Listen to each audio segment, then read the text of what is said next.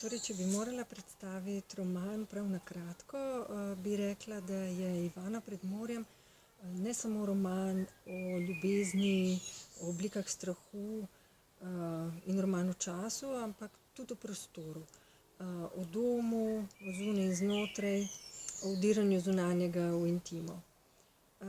Prostor in čas sta zmeraj povezana s spominom, spomin pa s podobami.